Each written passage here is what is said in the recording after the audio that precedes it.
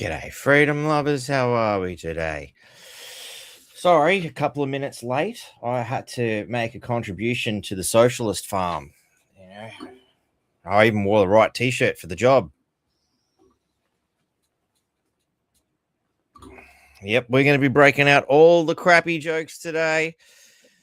How else can we not have crappy jokes? We're talking about Albo, the biggest shit stain on this country. So can't see any other way around it, ladies and gentlemen. You know, I was obviously so in the moment that I had to go and give birth to a socialist and flush him down the proverbial S bend. It's not really proverbial because it actually is the S bend. Anyway, I'll think more about the crap because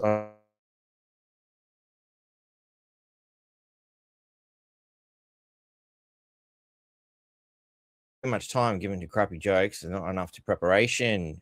So, where are we? Things aren't quite as in order as I'd like. I spent too much time doing Christmas shopping, which is a wonderful experience. You know, it makes it really hard when you're trying to avoid the toys, and the bastards have put them everywhere. And the little kids, you know, what are they going to do? They're going to go up, they're going to play with it. I'm sorry, if your stuff gets wrecked in your shop because you're putting toys at kids' height level, they're 2 and 4 and 6 or whatever, you're bad. Don't put them when the kids can get them. We've learned these stuff at home. We don't put things in the places where the kids can get them. You know, it's just common sense. But, you know, apparently the stores think it's a wonderful marketing strategy. Anyway. Carlton Ballroom. All right. So I thought we'd start with some memes, perhaps, to get the ball rolling here. While I'm thinking of it too, for those who are watching later, because most people are going to probably tune in, a lot of people are going to tune in tonight live, and they'll probably have to be reminded later. But Sunday, we've got Heidi coming on. She's got some interesting news to share with the populace again. So 11 o'clock Sunday, we'll have another podcast. In the meantime, we've got some interesting memes to go along with the content today. Australian kids are now using dog photos to bypass new age verification systems. I wonder if it's actually true. I don't know. I haven't tested that one yet. We should find out. We might have to make a whole bunch of age verification things. It's ridiculous. I don't know.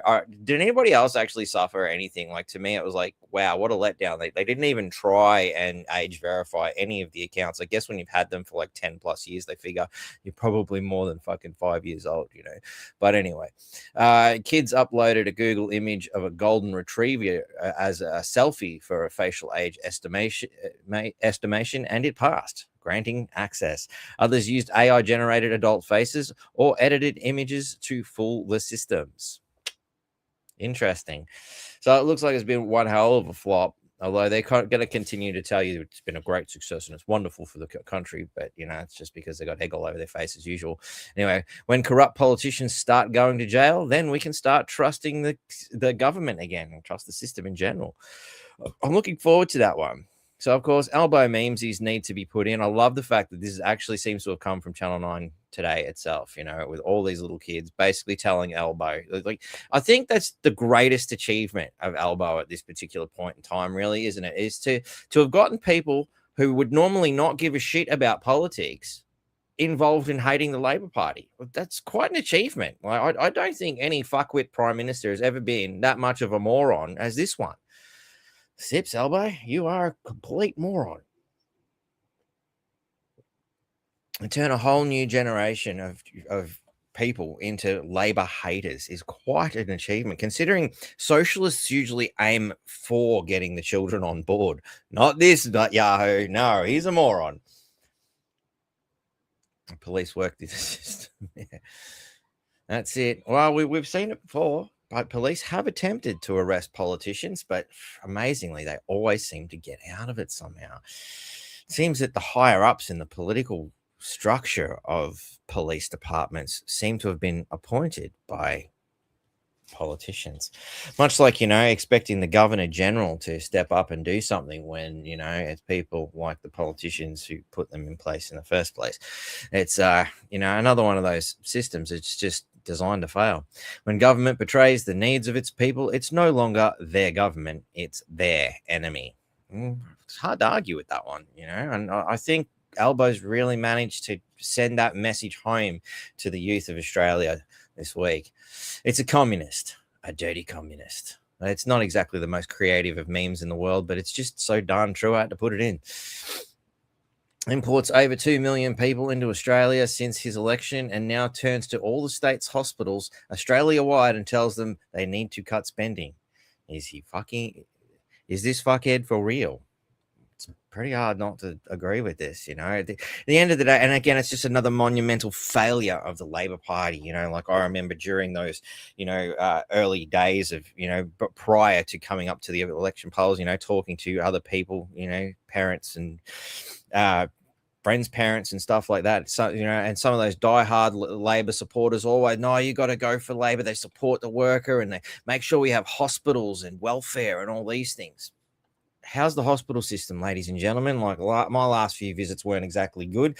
I can't imagine the system has improved. It's certainly, one of those things you want to get out of there as soon as you can.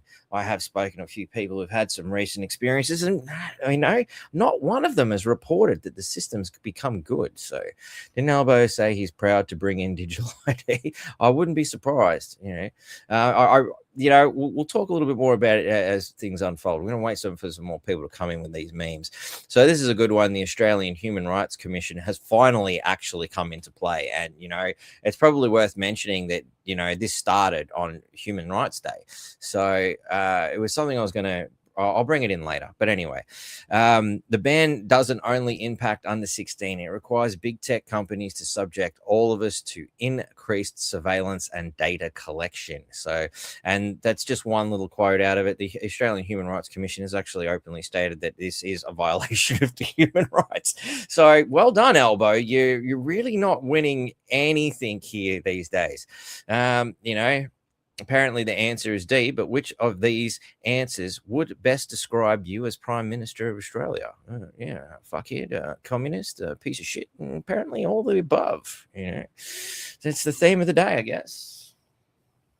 Welcome to an Albo Labor Christmas. Scientists who advised government during COVID did not reveal they had received more than 200 million pounds in grants from one of the world's biggest pharma investors, a report says. Did anybody see that coming? I think you'd have to be pretty daft to have assumed otherwise. But it's nice to know that another conspiracy theory came true.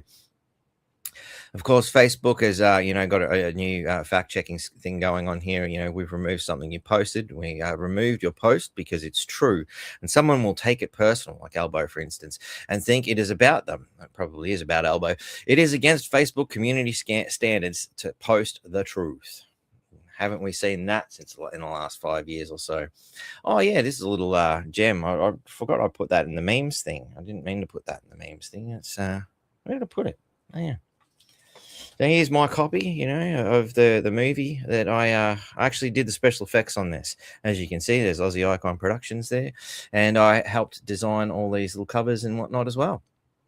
So, it's a little bit of my hard work. It was done 3 years ago, but we finished the job and got it all done. And you can see there's the list of all the awards we've collectively won. A few of them were for best special effects in a short film too. So anybody needs special effects, you know how to contact me, drop me a line. Apparently I can win awards by doing that stuff. So yeah, anyway, that little advertising campaign aside, well, did you expect her to just drink the Perrier?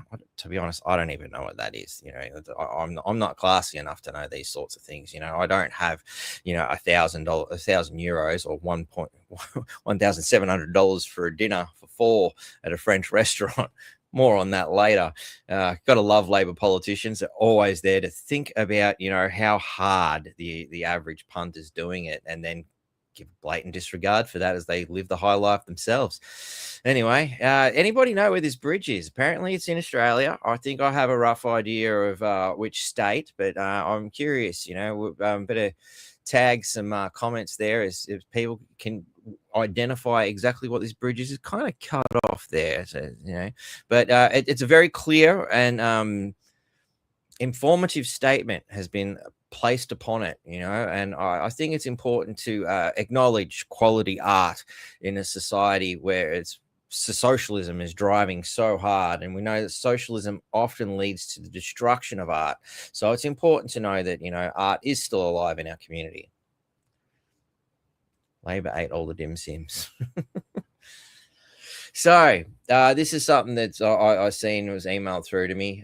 Potential immigration policies. Below are some proposals people have put forward on immigration. For each, please tell us whether you support or oppose Australia adopting it. So restricting permanent migration only to people of working age. Whopping majority, close to 50%. Yep, they should be of working age. Why would you bring in, like a 65-year-old? What's that going to do? Contribute to what exactly? The welfare system, of course. It seems to be a logical decision. And, obviously the 20% here are probably the dole bludgers that have come to suck off our resources, no doubt, or just plain left-hearted morons who obviously don't want to work themselves and can't see why anybody else should do that. I don't know. Anyway, restricting permanent migration only to those people with skills we need. With 61%. So, I mean, it's an interesting concept here because only 48% said they should be of working age, but 61% restrict migration only to those people with skills we need. This doesn't fit. I don't understand how that one works. And how could you be undecided? The 32% were undecided. You see, there's a pretty, low end of the spectrum here, but the similar numbers, of the we just oppose it because we're a left hard, or we just oppose it because I'm a migrant on welfare, but this doesn't match. I don't understand how people can have a 10% confusion rate between the migration of skills and the migration of people of working age. I don't get it. Maybe they were factoring in we should bring in the children and raise them with Australian values, perhaps. I don't know. But, and hopefully by then they'll have the skills they need. But anyway, pausing any immigration until housing situation has caught up. And the number increases here. Again, people are suffering. I think until the economy is sorted out might be a good one. And the infrastructure being there, as I have stated for a long time, infrastructure is the big problem with excessive migration. But of course, left-hards don't have the capacity for this. I'll never forget the moronic argument, the fact that I had to attempt to reduce myself to such a low level to communicate with reporters to explain these basic things. They really are idiots. Anyway, focusing immigration intakes on alike countries, e.g. those where English is commonly spoken or that have similar laws and customs. 54%. So these are some pretty decisive numbers, and it's pretty obvious that the standard people in Australia think these are basically good ideas. And I must say, I think they all seem like bloody good ideas. I can think of a few more we can add, but anyway, sips to that.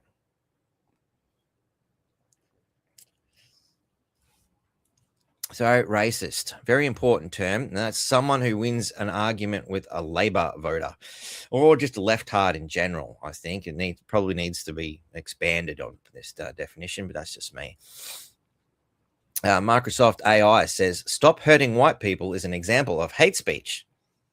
That is very interesting. Microsoft is training its AI models that phrases such as stop hurting white people and go forth and make white children are examples of hate speech. I've never found myself feeling the need to go forth and make white children. I've never really felt the need to state that. That's just me. But stop hurting white people. Well, I don't see the problem there. Just stop hurting people. Again, I mean, if you're allowed to say stop hurting black people, can't you say stop hurting white people? I don't know. Maybe I'm just confused about these things. You'll never find a more wretched hive of scum and villainy. If you're not a Star Wars fan, I just don't know what kind of a human being you could possibly amount to. But, I think that's one of the most important quotes of this modern age, and wonderful little bit of CGI special effects work here. Bit rough there on the shoulder there. I would have taken that patch out myself, but that's okay. Not everybody's as talented special effects artist who gets, several awards and a DVD. So, I can forgive them. It's all right. Okay. Free speech has not been banned in the UK, and we will arrest anyone who says it has. That sounds about right. You can see that they're all cut from the same cloth, these people, So, the fire that has swept through Australia's largest solar farm during extreme weather, with officials now assessing damage to a 400 megawatt facility near Dubbo. There's obviously more to it, and we'll get to that a bit later. But what I find interesting about this whole greenie thing, and you see this fucking horrific eyesore, like I look at that and I'm like, are you for real? What is green about that? It looks rather black.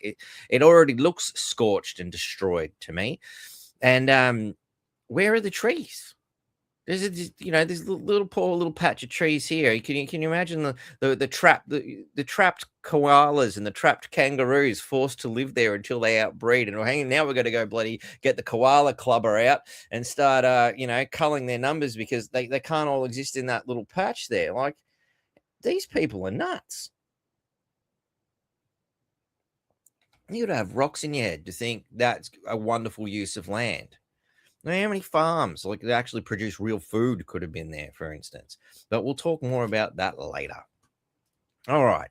So everybody here now. We've got a few people. What's that? Batty complained about non-working age migrants when he doesn't work. Oh, that's a good one. You're a fucking idiot. Do you know me at all? No, you don't. You're that disco dirty pigeon fuckwit, aren't you? You really are obsessed with me. What's wrong with you, Disco? And I thought what I was doing right now was kind of working, don't you think? Oh, that's right. You're a fuckwit. You don't know these things. Well, anyway, I'm glad I'm here to entertain you. You clearly enjoy being here, but you're just a fuckwit, so that's all right. Fuckwits are allowed to. Anyway, let's move along, shall we?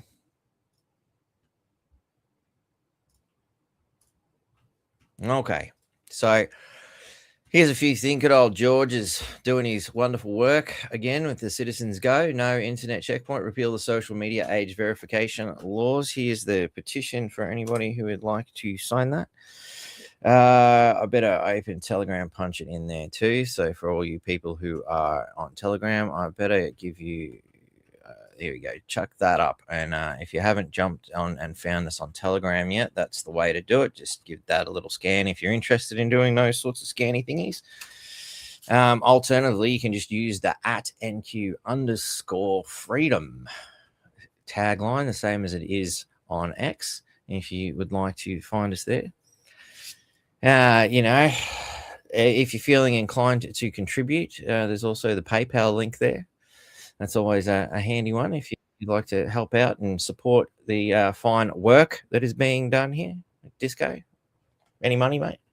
Poor arms for the poor. Okay, Bitcoin Cash.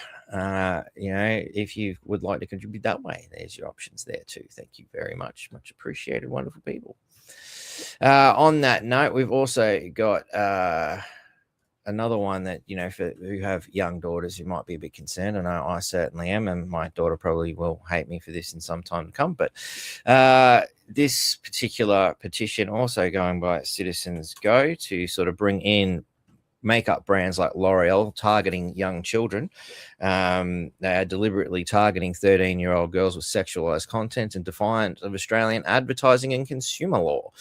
So there's a petition you might want to sign if you want to get into it. Chuck your email in the box and off you go. That number's slowly rising, not as much as it should, but there it is. So anyway, all that stuff out the road. I did put that one in, and I'm going to put that over there too, so everybody can see it too on Telegram. And yes, even if you did have us on Telegram, we need to get the new one because something went wrong there. Still not sure why or how, but things happen. And all right.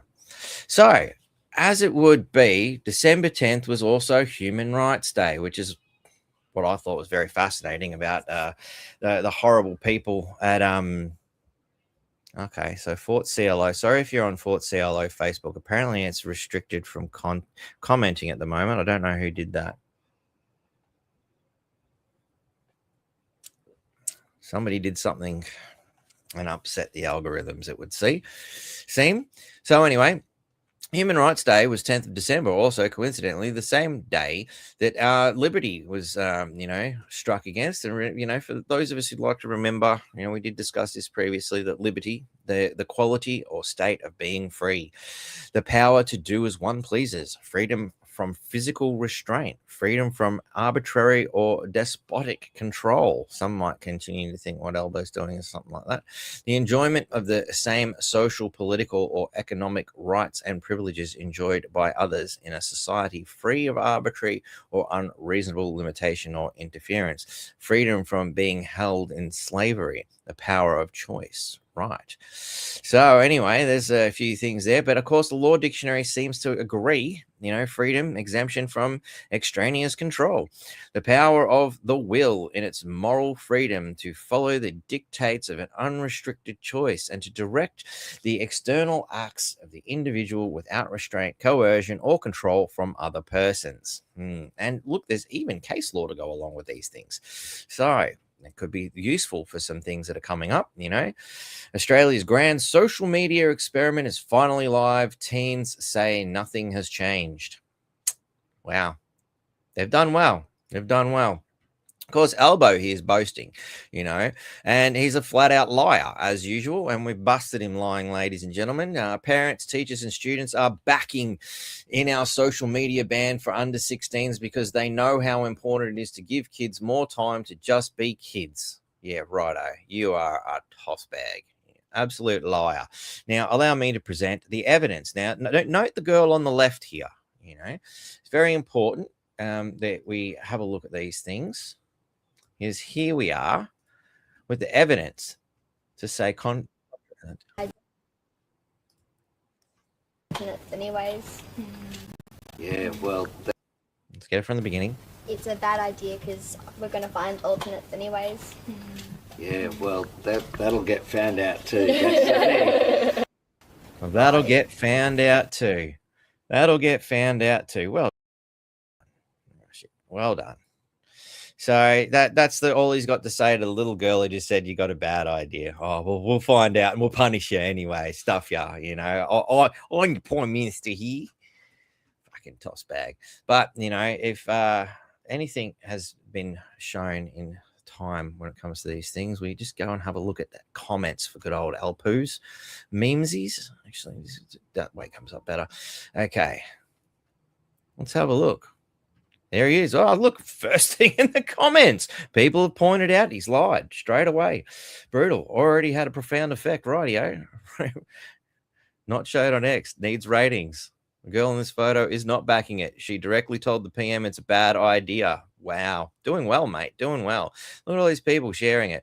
Most useless things in history. Good old. I love the comment section of Albo's things. It always puts a smile on my face and restores hope in the Australian people, at least. Treasonous scumbag. Yes, I know.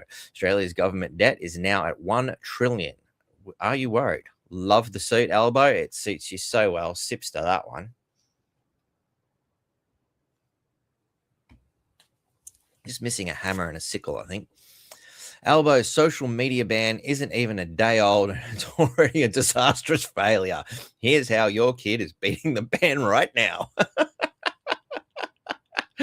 Spreading misinformation again. One day it's been a profound effect. Liar. Hey, Albo, you've definitely united our kids with you on the 16. And here's more people going through the comments. Oh, I love it. I love it. Like, why interfere with an enemy while they're in the process of destroying themselves? Fucking hilarious, isn't it? Absolutely hilarious. Albo's social media ban has failed. Teens are spamming his TikTok, defying. I didn't know he even had a TikTok. I should be surprised though. He loves the Chinese, so defying the Australian Prime Minister. How will Albo react to this? They have pulled his pants down, and they're all standing around laughing at him. I'm guessing that's why he's become such a socialist turd in the first place. He probably had those sorts of things happen to him a lot while he was in school. Probably. I reckon with a head like that, wouldn't you want to flush it down a dunny? Anyway, Don't lie. We think it's a terrible idea. Albo lies and we pay. You can't help but lie. It's all you criminals. Like, seriously, where's the Townsville Bulletin here? Shouldn't he be on the front page, like, constantly? Liar, liar, liar, liar. That's how you treated Troy Thompson. Like, let's get some fair journalism, Townsville Bulletin. You should be ripping into this guy continuously until he resigns or is arrested. Australia's PM and Kalishnikov World Series, gotta love it. Anyway, community noted for lying. Funny as. Do you agree with the social media ban? Wow. 95% of people said no. This is really good. You're a liar and a con artist. It just goes on and on and on. Like, not one positive comment. Like, seriously, wouldn't you just scrap your social media existence at this point? Leaders who have banned free speech. Look at that. So you've got some fact checking regarding Hitler to come up too soon. Anyway, all the adults are forced to digitally prove who they are to access. Right. I didn't have to do shit, I must admit, like, I mean, it wasn't like I wasn't prepared. I think the only thing Albo must have done is put shares into VPN companies or something, because I'm pretty sure their sales went through the roof in the last week, possibly 2 or 3. But anyway, it's just unreal. Without freedom of speech, there is no freedom at all. A government that tries to curtail it is a government that fears its people. Gough Whitlam. Oh, really? I guess that must have been the time when he was repealing all the laws that blocked communism, and we've got to let them have a speech. Look what happened, dickhead. Well done. Protecting the children, taking away civil liberties and privacy. Yep, that's pretty much how it works. But yeah, we could do this all day. Like, there are so many comments here just telling everybody exactly what they think Albo. It just gets better and better. I almost don't want to stop. It's so, the creativity of the Australian people, I love it. Absolutely brilliant. Absolutely brilliant. No parasites. Oh, it's a good one. I have to go screenshot some of these. I reckon as a Christmas present, I might just have to do like a 10-minute podcast on Albo memesies that I've gathered over the last year or so. Like, it's just astounding the amount of memesies Australian lives by. Like, sorry, lazy Joe, I'm gonna stop. Just never stop. All right. Anyway, some more on the social media. Reddit files legal challenge against social media ban for under 16. So there, now it starts. How many more of these companies are going to do this? I mean, he's already got a couple of kids going against him. We got 16-year-old kids, and this is another element that I really want to thank the Labor Party and Labor cronies for, is they're educating the children as to, well, fight fire with fire. They're taking him to court. He's been taken to court by a 16-year-old girl and a 15-year-old boy. Wow, amazing. They're like, how's that for a shameful record, to be taken to court by children? Wow. Even if they lose, it doesn't matter. You're never going to live that one down. You were taken to court by children. Well done, mate. Actually, on some of the other previous stuff we've seen in the comments, I think we should add in some of these other videos that I seen here. So, Elon had something to say. Actually, this is an important one. We should do that first. I'll get to Elon in a minute. First off, this guy really summed it up quite well, I thought. And he's the family IT guy. If you want to look him up, he full credit where credit's due. He's done a good job here. And obviously his main concern is, keeping the family safe and other people's families safe. So just have a listen to what he's got to say about this. Hearing about age verification laws for social media and wondering what that means for your family, I need to tell you about what's happening. Governments are passing these laws saying that they're protecting kids. What they're actually doing is creating massive databases of children's identification documents and biometric data. And those databases are getting hacked. Hi, my name is Ben. I'm the family IT guy. I'm a dad and a cybersecurity expert with 30 years of experience. Countries around the world are passing laws that require age verification for social media. Here's how it works in practice.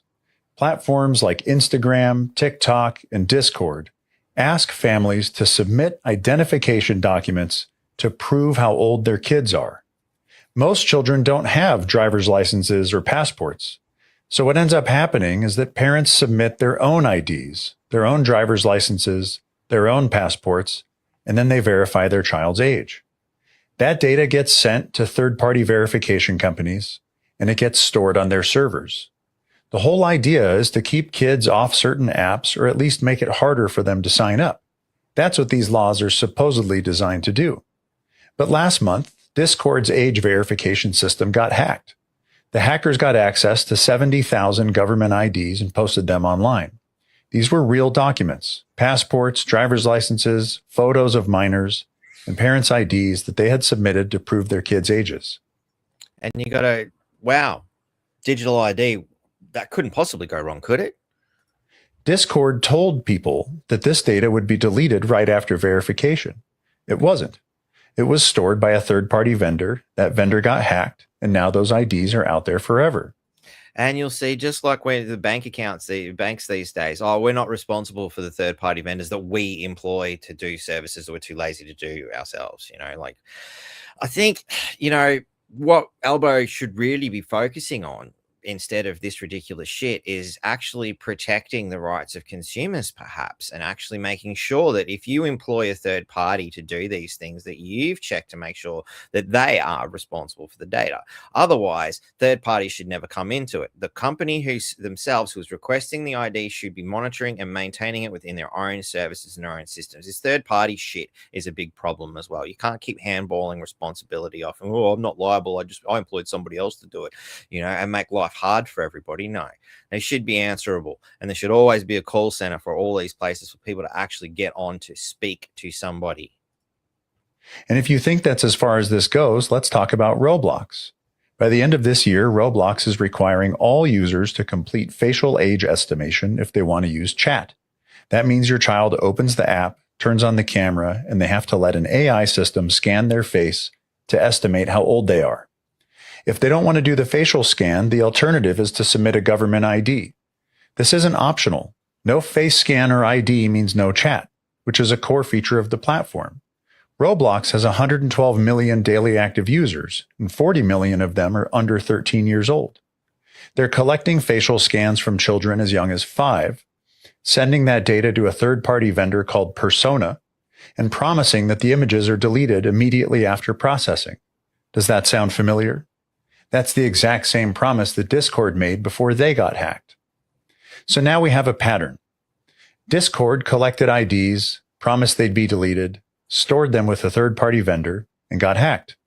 Roblox is collecting facial scans, promising they'll be deleted, storing them with a third-party vendor, and calling it safety. This reveals 3 real problems with how people are thinking about these laws and these platforms. First is that when a law passes or a platform announces new safety features, a lot of parents think, okay, someone else is handling this. My kids are protected. That is not what's happening. What is happening is these laws and these platforms are creating massive centralized databases of children's personal information, photos, full names, and home addresses. And those databases become targets. The law doesn't protect your kids. It creates a honeypot of sensitive data that hackers want to steal. Second, even when you think you're doing the right thing by complying with the law or following a platform's requirements, you are still the one dealing with the consequences when something goes wrong. When your child's ID or their facial scan gets stolen, the government doesn't fix it. The platform doesn't unleak it. They can't. That responsibility never left you, even though it felt like you were handing it over to someone who knew what they were doing. And I love that, you know, you can't get it back. It's just the same as getting the jab, ladies and gentlemen. Once it's in, that's it. It's done, you know, and they're not liable. They're not responsible because the governments are too busy attacking you instead of the people that should be held to account for these things. They make these promises and they can't adhere to themselves.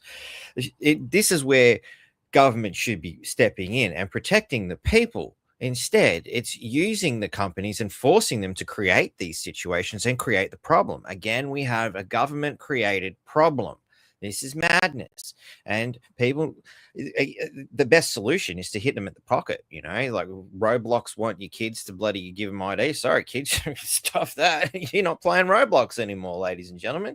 But the workaround again for that is to get some sort of chat program, like, you know, use your own phone and just call your mates and have a bloody conference call or something, like there's ways around these things. You don't have to use their chats systems, that's inbuilt into the game either, But anyway, I don't particularly play these games. I don't know much about it. Personally, I look at the Roblox and things like that, and I'm like, Street, I thought the graphics were bad in the 90s, but this is horrible. Anyway. Third, this data doesn't expire. A leaked ID doesn't get deleted from the internet. A facial scan that ends up in the wrong database doesn't go away. It's permanent. That's the trade you're making when you submit these IDs or allow these facial scans. And most parents don't realize that's what they're agreeing to. So here's what you need to understand. These laws regulate what companies have to do. They don't regulate what happens in your home. They don't make your family's decisions for you. The law doesn't decide if your child has a smartphone. You do. The law doesn't decide what apps are installed on that phone. You do. And the law definitely doesn't decide whether you hand over your family's IDs or allow facial scanning. You do. So let's talk about what you actually control and how to think about this differently. Before any platform even asks for an ID or a facial scan, ask yourself, is this platform worth the risk? Not every app deserves access to your family's home address or your child's biometric data. And if Roblox says your kid can't chat without a facial scan and that feels wrong to you, then maybe the answer is no chatting on Roblox. If TikTok asks for your driver's license to verify your daughter's age and that feels invasive, you can say no TikTok. These are completely valid choices. When a platform does ask for ID or a facial scan, use that friction as a decision point, not as a hurdle to overcome. The law and these platforms make account creation harder, and that's actually useful. That's a natural stopping point where you get to evaluate. Does my kid actually need this? Is this worth what we're giving up? Don't treat the ID request or the face scan prompt as just another step in the sign-up process. Treat it as a red flag that says stop and think. Make it a conversation with your kid about privacy and risk, not an automatic yes because everyone else is doing it. Set your family policies now before any platform forces you to make a decision in the moment. Don't wait for Instagram to ask for an ID or for Roblox to prompt for a facial scan and then figure it out. So, what is your family's approach? Maybe it's if a platform asks for your ID or wants to scan your face, the answer is no. Whatever your policy is, you can make that decision now proactively. Laws don't protect your family. You protect your family by making clear, informed decisions about what you control in your home with your devices and your rules. That's where your family's safety actually lives. Not in a government database, not in a platform's promise that they'll delete your data. Your family's safety is in the decisions that you make at home about what data you are willing to trade and what risks you're willing to accept. Yeah, I seen your comment there, Jeannie. I have posted that on the North Queensland Freedom Network Telegram page. I'll drop it into a few of the other community pages as well for you. But yeah, no, it's a really good one. Like you can just look up Family IT Guy as well. Like he's got a lot of useful hints and tips, especially for people who are not very tech savvy. So you might find a lot of his other stuff on his channel pretty good too. I found him on Facebook actually. If I just do a quick search, I'll probably find him. Here you go.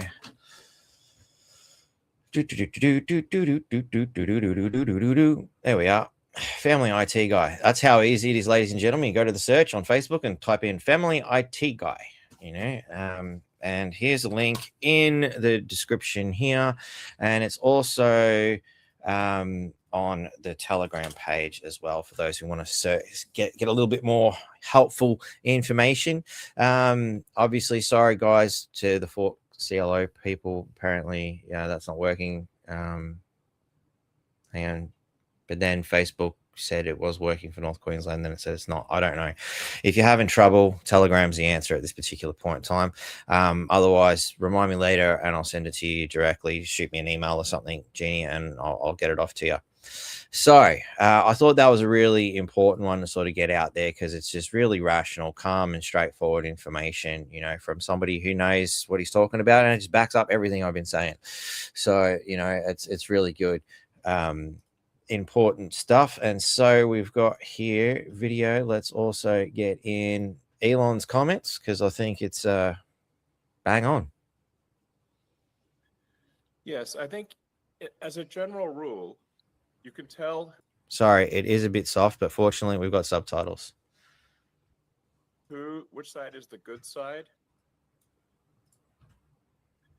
Yes, I think as a general rule, you can tell which side is the good side and which side is the bad side by which side wishes to restrict freedom of speech.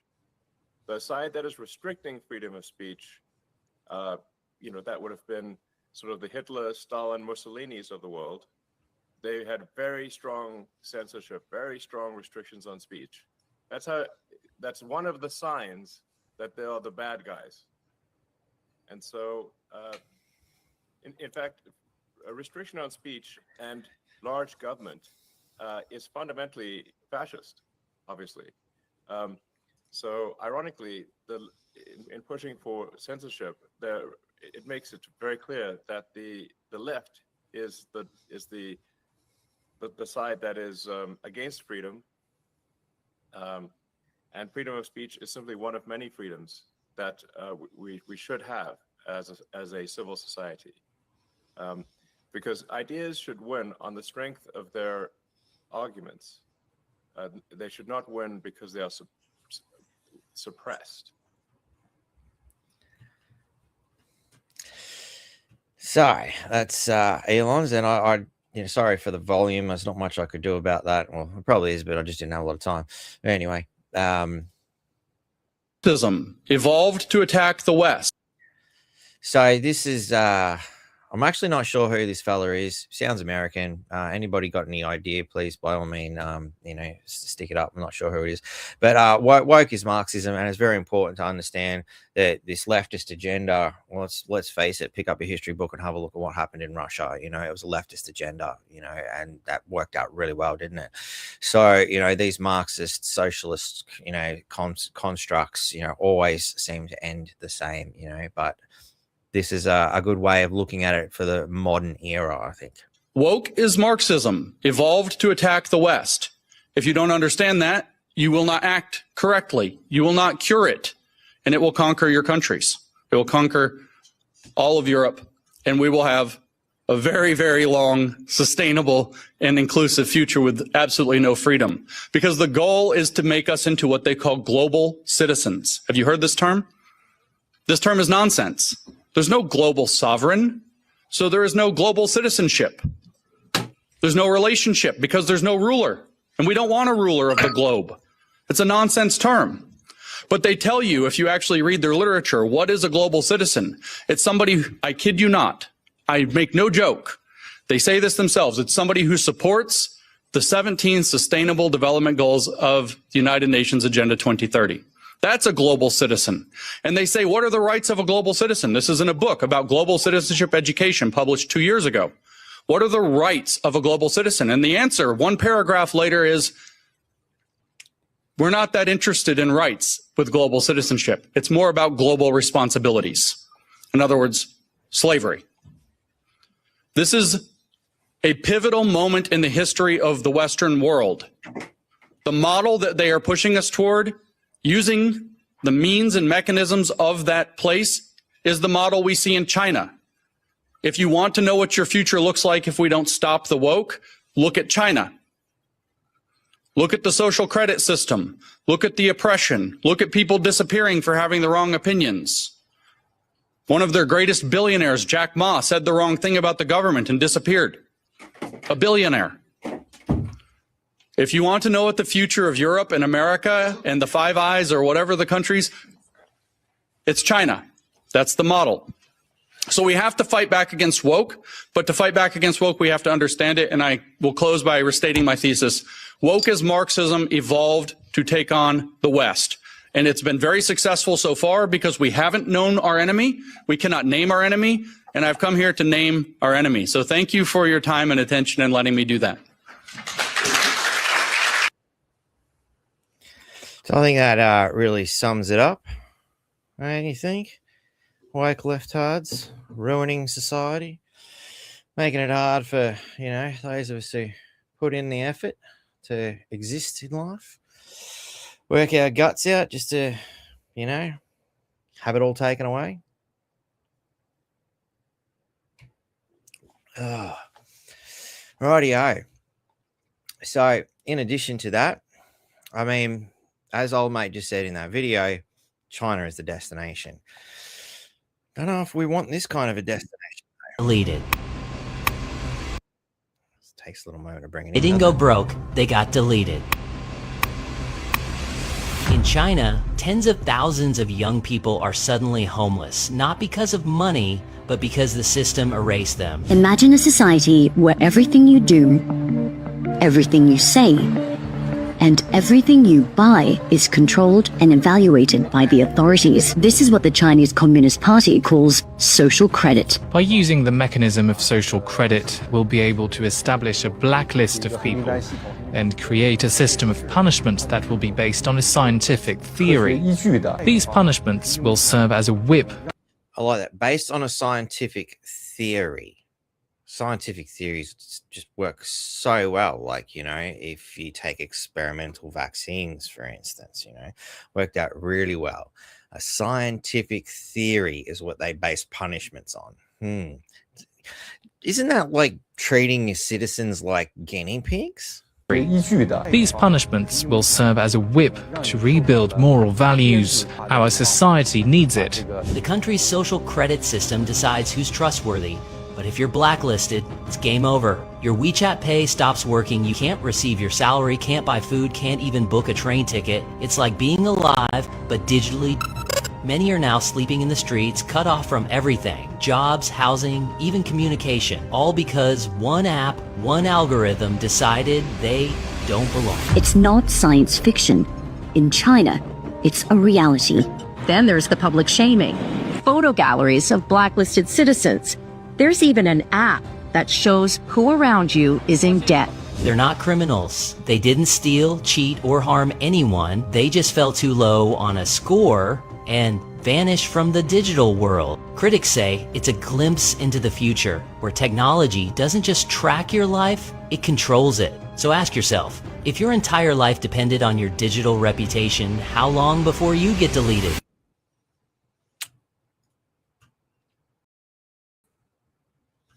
Gotta love the humanity of it all. What is going on with this bloody thing today? Oh my God. These buttons are all over the place. Gotta love it when they make updates to things and they work so well. Anyway, so that's the video component of this little section there. And I think if you look at what's happened there in China, you'd have to be mad to think that was a fucking good idea. Like, where's social scientific theories? Yes, they were. They were. You know, there's a lot of theories out there that still haven't been proven too, which is always astounding to see. You know how many, and so many of them taken as gospel truth as well. You know, not that the gospels even can be considered a truth when you think about it. You know, what does the term gospel truth even mean? Come on, like. It's all theoretical when it comes down to it. You know, give me access to the Akashic records, then we might actually find what's really going on. Anyway, until then, we're just going to have to feel our way through it, ladies and gentlemen. So anyway, the PM also brands this social media ban as a success before it starts. On the 7th of December, he's like, nah, it's great. We've done well. We get past the crap. And it just comes down to the fact that Albo says it's a success already because it has sparked conversations about social media between parents and children. And we've all come to this unanimous conclusion. Fuck Albo and the Labor government. That's the fundamental element here. Like, I haven't come across anybody who's really gone, you know what? I'm so glad my socialist dictator is here to help us. Thank you very much for imposing yourself in our lives, Albo. You know, this is a change that hasn't come from government. He told bullshit that hasn't come from government, you know. And let's face it, what has he done? Like, you look at like Facebook, it already said, oh, you have to be 14 to use this. He just decided to move the goalposts to 16. Anybody who was 13 already figured out the solution was to just not tell the truth. And it seems that's what everybody's already done. I mean, again, and what are we really teaching the children at this point? If you tell the government the truth, they fuck you. That's the basic moral of the story here. Thank you for educating the children at an early age that being honest is a bad thing. That's what you're really doing here. Well done, Albo. But being you're a big fat fucking liar yourself, it doesn't surprise me that you'd want to teach other people to be more like you. You know, you want to be the prime minister of this country, then, you know, you have to be a really good liar. So he's not even good at it, as we determined by going through his posts here. You know, here he is bragging about how this kid's on board, and the first post is her saying, I don't think it's a good idea. Like, my God, it's just nuts. And of course, you don't see the mainstream media calling this out. It's the socialist media that's calling it out, you know, which is obviously why he's got a big thing for it.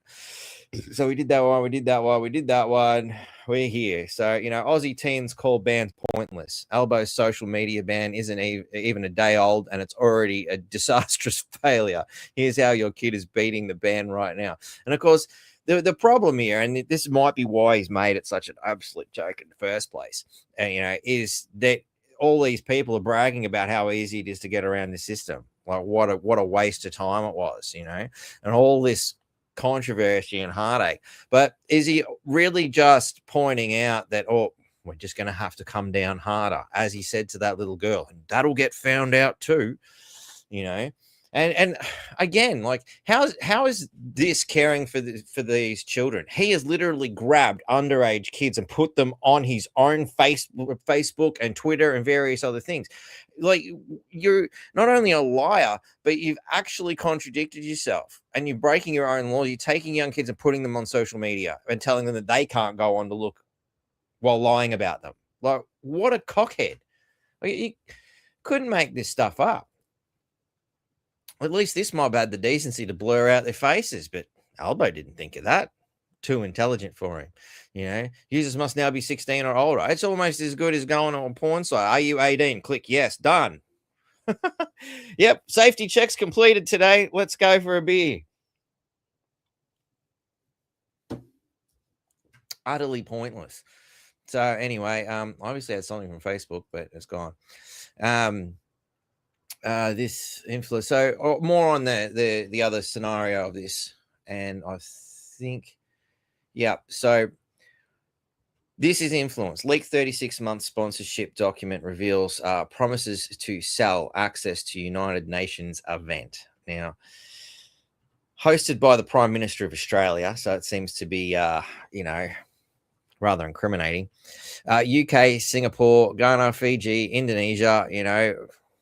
Apparently Hugh Jackman, Cate Blanchett, like, oh my God, Russell Crowe's been invited, and he probably would turn up too, because we've seen him on Joe Rogan actually saying that Albo cares. Like, what a fucking moron. Talk about out of fucking touch. But yeah, fundamentally, the Protein social media ban group, 36 months, was selling sponsorship. Now, the fact that they've chosen 36 months could also be a little signal that they're going to spend the next 3 years pumping this down our throats. And it's fundamentally a corporation, so it's protecting itself in the corporate realm. So you can't go to ask for information via freedom of information request, something governments have learned over quite some time now, to put things into private companies and things like that, so they're not accountable. It's another one of these third-party scenarios we spoke of earlier. But it's tied into the UN, it's tied into governments, and it's tied into Australia. So with that in mind, multiple sources confirmed from Jared Rennick here and on his X, Albanese government has pushed lobbyists and industry groups to use encrypted messages and verbal briefings when proposing policy ideas to avoid freedom of information and disclosure requirements. So again, they're hiding in the dark. And as you know, Elon was saying earlier, first red flag of, you know, somebody who's not the good government is somebody who's trying to stop freedom of speech. But we've also got the ones who are doing everything they can to hide what they're doing as well. It's probably your second red flag. There seems to be a pattern here, doesn't there? Remember this, one of the last motions I moved was passed by the Senate, asked the government for the business case to justify spending $100 million on Avoca Road.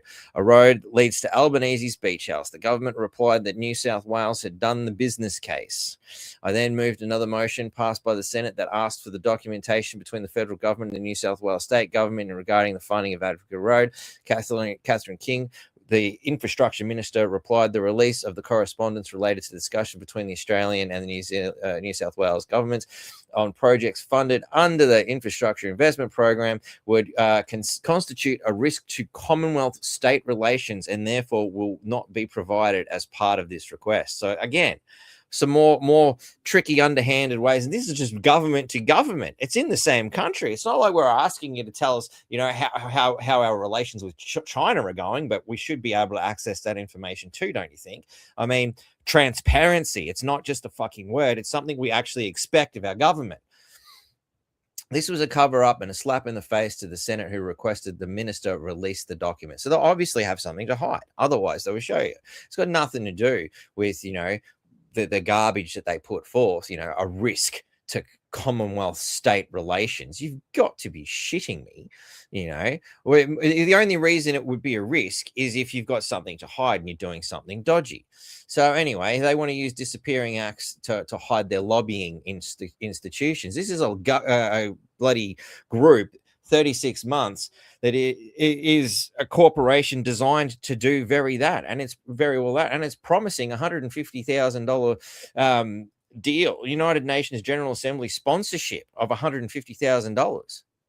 It's again protein social media banning. You can see what they're opening for. So this is groups of people working towards this stuff. It's very disturbing.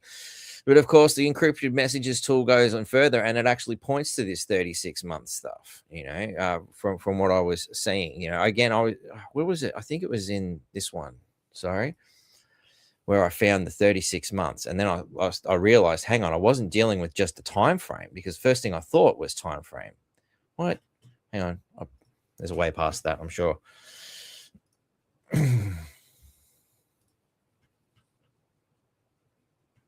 Oh, I thought I saved it. Oh, well. We'll deal with it later. But anyway, you get the idea. Might have been in the comments, perhaps. But there's some more wonderful comments, people having a go. Anyway, let's keep moving. So don't blame interest rates for the economic pain, says the ex-RBA Governor Philip Lowe. So what was it then? The run of high interest rates should not be blamed for the Australia's cost of living crisis. Again, how does living become a crisis? How does living cost? These are fundamental philosophical questions we really should be asking. Why is our government and the Reserve Bank perhaps, dictating and creating these problems? Anyway, according to the Reserve Bank former governor, he told the Australian newspaper that poor productivity performance was really behind the country's economic challenge. Lowe says Australia's politicians have lost the appetite for taking on major structural reforms the country desperately needs. They're too busy worrying about woke bullshit, for instance.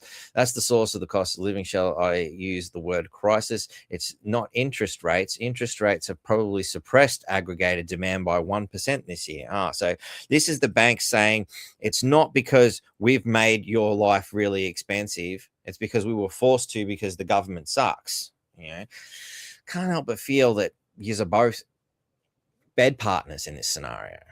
The lack of productivity growth over time has suppressed demand now by 9%. So that's the source of the problem. And we've got to do something about it. We've had our living standards rising quickly for decades, and that's no longer happening, and people are getting unhappy about it. No shit. But I don't know about our living standards rising. All I've ever seen on, the time that I've been on this little bowl of shit is... Actually, it's a wonderful planet. It's the fuckwits who are running the show. Let's face it. It's a beautiful planet. It could have so much potential. If we just get rid of these fucking assholes that keep doing all this damage to us, things could be a lot better. But look, at the end of the day, of course we're unhappy. You're making our lives painful. We're still working our guts out. I busted my back working my guts out. To afford to live. I don't have a boat. I don't have a mansion. It's a tiny little room with a couple of guitars. That's all I've really got to show. And you know what? I don't even own it. The bank fucking does. So, what's my motivation here? What's anybody's motivation here? Why should we be happy? Tell me about it, please. Sips.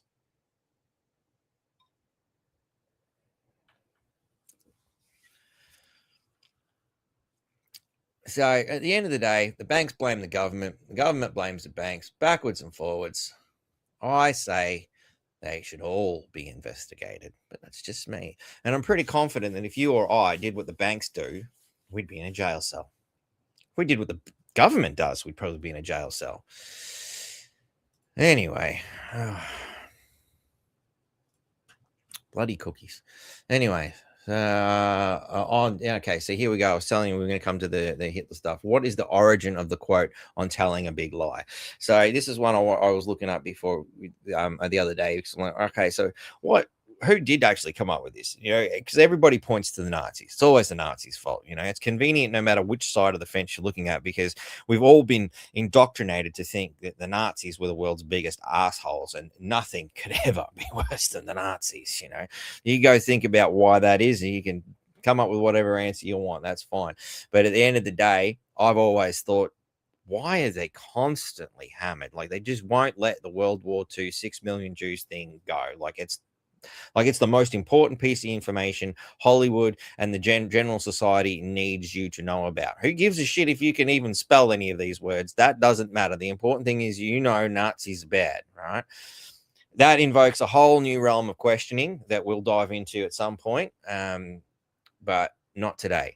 The important thing is the propaganda element of it. So it seems the most commonly attributed to Hitler, but never with a source. So nobody's actually been able to prove it. Examples can be found on sites of US Medicine, Pinterest, all these other places, which I wouldn't consider exactly reliable. Only the later notes, the quote is unsourced. Brainy quote lists the quote as unknown, while two Quora users attribute it to Nazi propaganda minister Joseph Goebbels. But again, where's the evidence? Interestingly, another Quora user came up with something similar from a book in 1869. Pretty confident the Nazis weren't around then, but look, I wasn't there. I don't know. This book brings out to this particular page here: if a lie is only printed often enough, it becomes a quasi-truth. And if such a truth is repeated often enough, it becomes an article of belief, a dogma, and men will die for it. Now, that's the very interesting line in there. And men will die for it, what they believe. And that's why you should be very careful about what it is you believe. And as I've always stated, you've got to look into yourself and think, where did that thought come from? Is it mine? And I'm reminded, of course, of 1996, Biohazard, Marta Leo. How much time do you really think on your own? Very important question that I've been asking myself for a long time, and I continue to do, because one must stay ever vigilant. I can't remember the Latin term for it, sorry. We who are of neither extreme in politics, neither pure red nor pure black, whatever. So, you know, I thought anyway, we're not here to read the book. The idea is that seems to be the first sort of point that they can grab this. So obviously this quote has probably been around for a long time before it was even in this book, I would say. You know, it's one of those things that, you know, people might have been saying for quite some time. Politicians, for example. But then it got me onto quite a few other elements as well. You know, fake Nazi quotations. There's actually quite a lot of them. A lot of things getting around being attributed to Nazis, and they didn't actually say it. You know, Hitler's propaganda chief, Joseph Goebbels, supposedly said, if you tell a lie big enough. So there we go. There's that one. You know, and again, it's another site that says the same thing, and it's the Institute for Historical Review. You know, apparently it's a legitimate site. Hitler and gun control. In speech sometimes said to have delivered in 1935, Hitler is supposed to have exclaimed, "This year will go down in history for the first time a civilized nation has full gun registration. Our streets will be safer, our police more efficient, and the world will follow our lead into the future." Sound familiar? Anyway, doesn't seem to matter which Western government, they all seem to push this, but, you know, everybody likes to say, oh, that was the kind of thing Hitler said. But apparently the truth is rather different. When Hitler and the National Socialist Party took power in early 1933, they inherited a somewhat restrictive firearms law that the Liberal Democrat Weimar government had enacted 5 years earlier. Interesting. It wasn't the Socialists. Apparently the Liberal Democrats who were restricting these things. Look a bit like what's happening in America, perhaps. Even what's happening here. Wasn't it the Liberal Party that did that here? John Howard, I believe. Funny, isn't it? Think about that one, ladies and gentlemen. 1938, Hitler's government revised the earlier law by loosening those restrictions, thereby enhancing the rights of Germans to own weapons. The most thorough confiscations of firearms ever imposed on Germany was carried out at the end of the Second World War by the occupying forces of the United States and other victorious Allied powers. Let that sink in. Let that sink in. Who disarmed the Germans? It wasn't Hitler. Let's get our facts straight, ladies and gentlemen. This is my right to bear arms. I've already done it. As you can see, my arms are bare. Oh, hang on. Arms are bare. Hitler on Law and Order. Hitler is supposed to have said during a speech in 1932, shortly before he became chancellor, the streets of our cities are in turmoil. The universities are filled with students rebelling and rioting. Communists are seeking to destroy our country. Seems like a problem everywhere. Russia is threatening us with her might, and the Republic is in danger. Yes, danger from within and without. We need law and order. Yes, without law and order, our nation cannot survive. Elect us, and we shall restore law and order. We shall, by law and order, be respected among the nations of the world. Without law and order, our Republic shall fail. This quotation, which is meant to embarrass and discredit those who support law and order, was especially popular with young Americans during the late 1960s and early in the 1970s. It appears on posters and in the 1971 movie Billy Jack. I've never seen it myself. In his many election campaign speeches in 1932, Hitler stressed the themes of justice, freedom, jobs, and national unity, not law and order. German universities in 1932 were not filled with students rebelling and rioting. In fact, German students were among the most fervent supporters of Hitler and his National Socialist movement.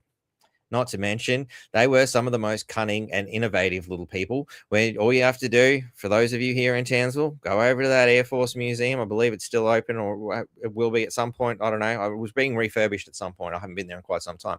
But they show you the difference between the Allied engines for planes versus the Germans. And they pointed out there was some stunning differences in the amazing quality of the German versus what we were running. I asked the question at the time, well, why was that? Why are we running, the Freddie Flintstone version and they're running the Jetsons? What's going on here? I don't know. I just talk about these things, mate. That was a wonderful question. Personally, if I was sitting there talking about these kind of things, I'd be prepared for a question like that. But that's just me. Anyway. So it goes on and on. Hitler and conscience. I am liberating man from you can check this website yourself. It's pretty good. I'll just type in fake quotations of the Nazis, and it's actually quite a few. And it's amazing, and it's another one of those things. Just because you've seen it on Facebook, and the Nazis said this, and Hitler, and Albo must be a Nazi. Well, as much as he's got a lot in common with the Nazis, as he's the Socialist Workers' Party and all that sort of stuff, those quotes aren't always accurate. So that's just something to have a look at, and a bit of food for thought, especially regarding what's going on in the world today. There's actually quite a lot, German propaganda archive, of course, even goes into, what's going on, starting off with, well, the Germans said a lot of Nazi stuff. Why did they have to make other shit up then? That's the big question I have. Why, and again, why is it so prevalent that we continuously hammer that point home? What's going on? But anyway, we'll just leave it at that. That's enough. Respect my authority. That's the moral of the story today. That's at least what Albo's telling us. Sips.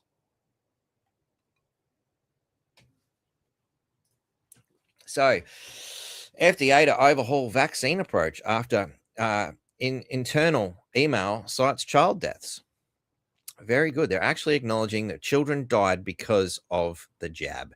And it's interesting now that I've also seen that they were bringing it into cover for adults as well. So we'll watch and we'll see what's going on with the stuff there in America. It's really good to see that progress is being made. Of course, it's never fast enough for those of us who have been on the edge of our seat for the last 5+ years, because some of us have been aware of these things for a very long time. take solace. It's coming. Sorting it out. The egg on the face will be there soon. But anyway, let's get to the weather. Important component of any news story, the weather. Wellington North Solar Farm grass fire burns almost 100 hectares. Again, another look at all this sparse area here, and the largest area without trees is the solar farm. Of course, those trees that were there are currently on fire. Well done. The ABC, of course, the cause of the grass fire that started on one of Australia's largest solar farms remains a mystery. Blaze broke a mystery, right? The blaze broke out, at the Wellington North 425 megawatt solar farm, central bloody New South Wales on Saturday, and burnt more than 92 hectares. Almost 100. Isn't the way they play with numbers? You got to love it. Yeah. At this stage, no damage is expected. I'm surprised that the ABC haven't gone and blamed climate change. But, look, here it is, extreme fire danger. An extreme fire danger warning was issued for the region, and the temperature reached 41 degrees Celsius. I don't know about you, ladies and gentlemen. I've been on this planet long enough to know that the temperature reaches 41 degrees as long as I can remember. It happens, It doesn't happen very often, and you hear a lot of whinging and whining from a lot of people generally, but it does happen. It's interesting. The ignition of any other... that ignition and any other ignition that would happen inside this declaration period will be under investigation. Now, fire sparked concern within the district, with residents worried about the capacity of volunteer firefighters. And again, things that are also under attack by the Labor government to respond to blazes in solar farms. Again, something that firefighters have actually pointed out in the past, and we've talked about this too, is that these things are a menace. How are you supposed to get into that? Where are you going to put the fire truck? Where's the fire truck go? Where's the fire access? Like the road's all the way over here. How do you get to the fire over here? Just wondering. I'm not up with firefighter techniques, but can you fire the water all the way over there? And what's the evaporation ratio at that point on a 41 degree day with a steaming hot fire? Would the water just evaporate? I don't know. These are just questions I ask. Anybody who's knows a little bit more about these things, please feel free to drop a comment and let us know. Love the artistic shots. Yeah. Well, what'll be a while? His house burnt down.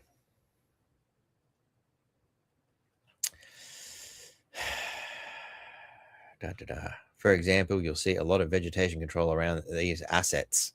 It's not the word. Arse is definitely in there, but not the ets part. More and more developers will choose non-combustible materials. Why didn't they do that to start with? Just a thought. So, these are, solar farms are not any different to other industrial sites when it comes to fire risks. So calling them a farm might be a stretch of the truth. Perhaps solar industrial site on farmland might be a better way.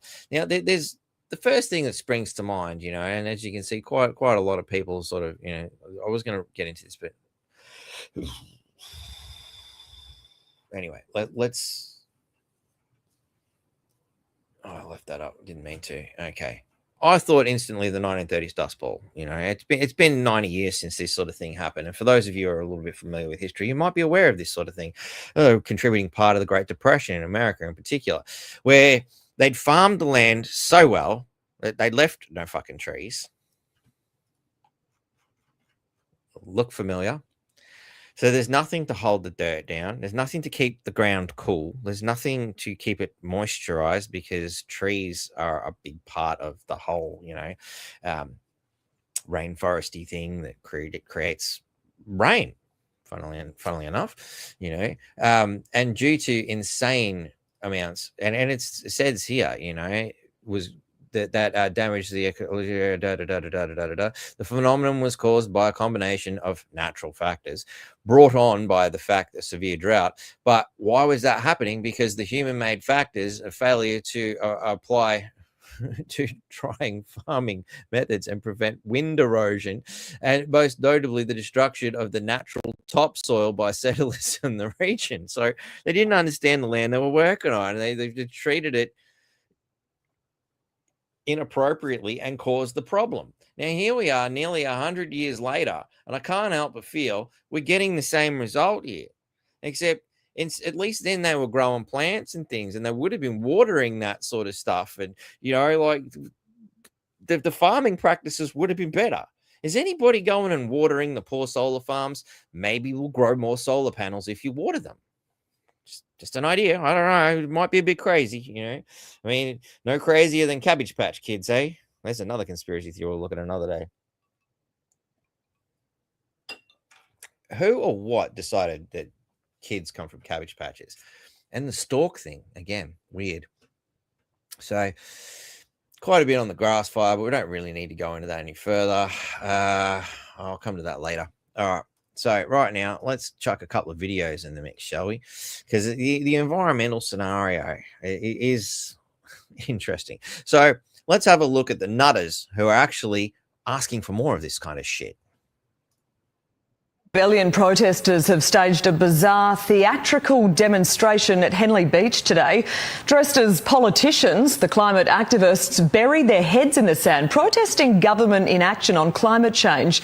The group blames fossil fuels for the algal bloom killing marine life along our state's coastline. Brief, directed to the point, but what I really wanted to emphasize here is it doesn't seem to matter how much of a leftard you are. They put Penny Wong in there, right next to Donald Trump. The more of these other Labor cronies seem to end up in there. I'm sure I've seen, Alpo in there. Where was he? Where was that? There's Alpo. Alpo's there as well on the left.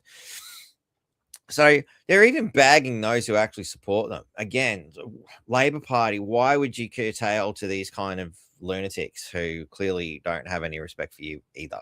Apparently you're not doing enough. And that's the thing with these kind of Extinction Rebellion kind of people. You will never, ever do enough because your fanaticism, they've expanded on it. Somebody put water on that solar farm and it sprouted. What happened? These people think we should burn down more perfectly good land in the name of solar panels. I guess there might be some brownouts coming up soon. So that was a brief one. Let's get to the next one.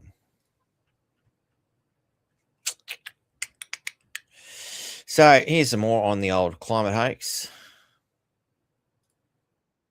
God, the highest energy prices that they have ever seen. We have a scenario where we have the biggest collapse. Hang on.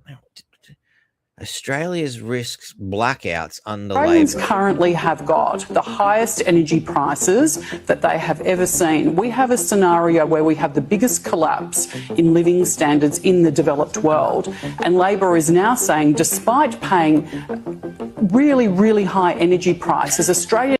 Anybody else think she wanted to say something a little bit more severe than really, really, really? Households and Australian businesses are going to have to cop the fact that they may have blackouts. That is entirely unacceptable. And the Albanese Labor government has to explain to Australians exactly why that is the case. So if she sat up any straighter, you might think it was unnatural. Anyway, can't help but but agree with what she's saying. So I won't pick on her too much.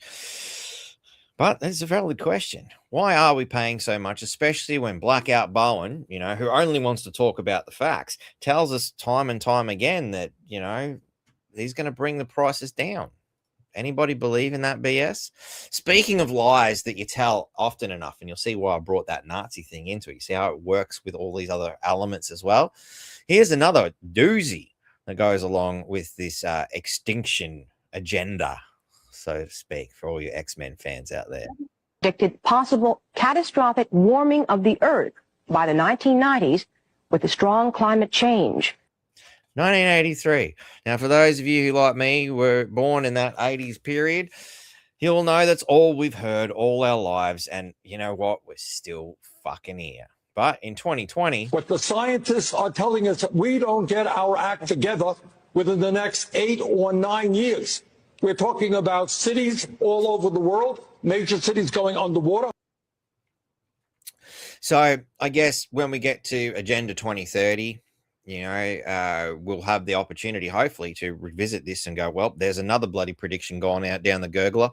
They were telling us 8 to 9 years in 83. I remember them telling us these kind of things when I was in primary school. And I thought to myself, where did I get this garbage from? It stunk back then. I was a primary school kid thinking, this doesn't sound right to me.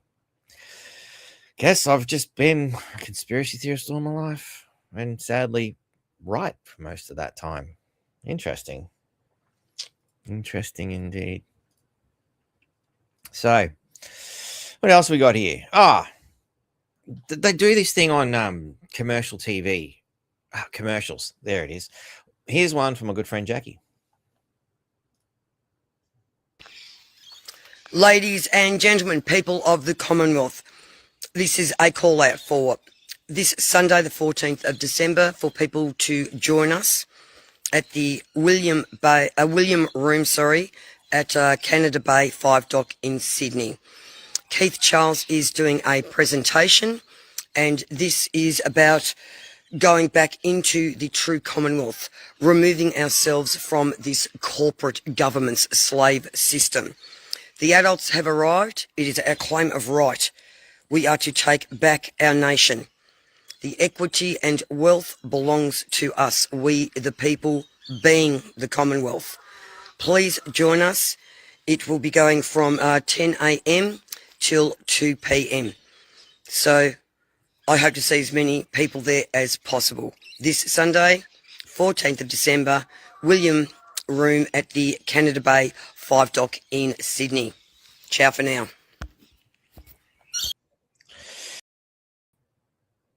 And for those of you unable to make that, we'll have a podcast running with Heidi instead. So, but look, if you are able to make that, go and give it a crack and, let us know if you enjoyed it, if it was worth the effort or not. I unfortunately can't make it myself. All right, where were we? A few other things. How are we doing for time? Not too bad.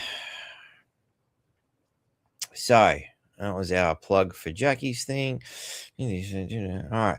Bit of world news, hey? Bit of world news. I think it's important to see a bit of a contrast here. And any meeting, Mo. Catcher, not allowed to say it by the toe. Mo. Wait, meet Mo. To the people of the United States, for decades, Russia and the United States have stood on opposite sides of many disagreements. But history has shown us something important. When our two nations choose cooperation, the world becomes more stable, safer, and humanity moves forward fast. And just remember, when that happens, the Germans lost their gun control. It wasn't Hitler. Today, I want to remind everyone of a simple truth. Russia does not seek confrontation. We seek mutual respect, equal dialogue, and genuine frameworks for cooperation. Our peoples have stood side by side during decisive moments in world history, and we can do so again. There are many areas where both Russians and Americans want peace: science, energy, security, space exploration, and the protection of the planet we all share. I believe the future will be more secure if we speak to one another rather than about one another. Russia is ready to open new paths of dialogue for the benefit of both nations and for a world with fewer conflicts. I hope this message will be widely shared, because peace can only begin with understanding between people. Thank you. Seems pretty logical. I mean, you can't really argue with that too much, can you? It's well-mannered, direct to the point. Can't we just sit down and talk this out? Come on, seriously. Well, there's another way of looking at these things. There's the been raised on excessive amount of entertainment kind of people, for instance. We expect a little bit of theater, I suppose. For every war, but I don't want to be greedy. Every time I end a war, they say, if President Trump ends that war, he's going to get the Nobel Prize. If I end that war. Well, he won't get it for that war, but if he ever gets it for the next war, now they're saying, if he ever ends the war with Russia and Ukraine, he's going to get the Nobel Prize. What about the other 8 wars? We've renamed the Department of Defense the Department of War, and I thought that would be controversial. And frankly, I tell you what, I haven't met one person. There's not one person I've met that doesn't like it. You know, think of it. We won World War I, World War II, everything in between, everything before it. And then we said, let's change the name. So we changed it back to what it was, Department of War, and Pete's doing a great job. We ended 8 wars, think of that. 8 wars, but we're going to do one more, I think. I hope.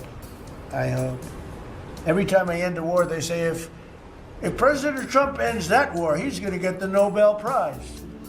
If I end that war.